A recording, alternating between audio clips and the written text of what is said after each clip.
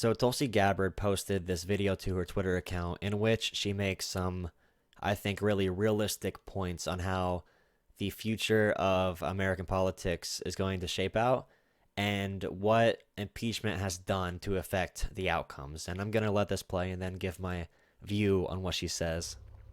In 2020, we will have a new president in the White House.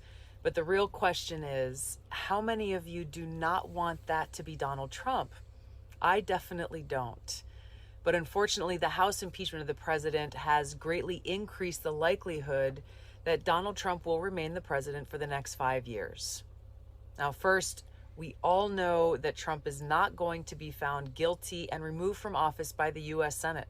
It's not going to happen. Second, the impeachment, in my view, will actually increase his support amongst voters, and it's going to make him harder to defeat. Furthermore, the House impeachment has increased the likelihood that Republicans will take over the House of Representatives. So I'm really concerned that because of this House impeachment, we will end up not only with Donald Trump as president from 2020 to 2024, we'll actually end up with a Republican-controlled Senate and a Republican-controlled House. This is going to be a disaster for our country. Now, I know that we can beat Trump in 2020, but our sights must be set on a much larger goal than just defeating Trump. We need to. Yeah, so the rest of it's just her little political thing. It's like Bernie's and Yang's speech. We have to do more than just beat Trump, but whatever. What she said at the beginning really resonates with me because in my presidency courses in college, there was a debate on whether or not impeachment would hurt Donald Trump. And I said from the start, impeachment would help him. It would piss off the base. It was a terrible issue to go in on. If you're going to pick something to impeach a president for, you don't pick something that includes Joe Biden because it just feeds into the narrative that every established figure is against Donald Trump. It's not substance based. It's easy to distort into an alternate reality. And in order for Trump to do good, he needs that fuel. He needs a flame. He needs that engine going, that reality TV engine, so he could have a story to manipulate.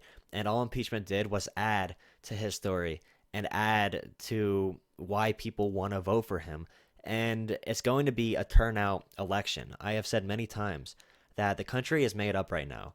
95% of people know if they hate or love Trump.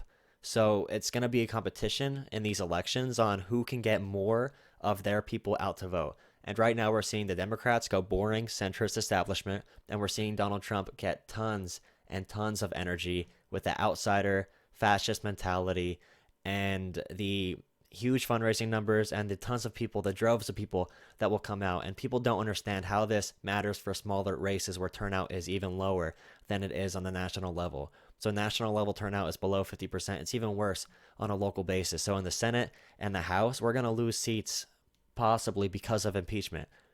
And I know Nancy Pelosi has held up impeachment right now. She's sitting on the actual articles. But if she lets it go through, I don't think it's going to turn out good for the Democrats because it's just so convoluted. They're going to be running Joe Biden, who just fits the reality TV show, dude. And Gabbard understands it. I just realized I paused it on this face. But yeah, she understands it, and I think they just helped him. And she is completely correct that this could set our country on a terrible path. I think it was a terrible political miscalculation for Pelosi and the rest of the Democrats to pursue impeachment. I'm not sure what their motives are. They said it was because of constitutional authority, but we know that's not true because after you have the Afghanistan papers come out, and then you have the war we've been fighting for 20 years that was unconstitutional, and an unwillingness to hold anyone accountable from Bush's administration or Obama's administration for anything. We know it's not for constitutional purposes. It's all political. It's a political trial, and I think Tulsi is completely right. It's going to hurt us moving into the future.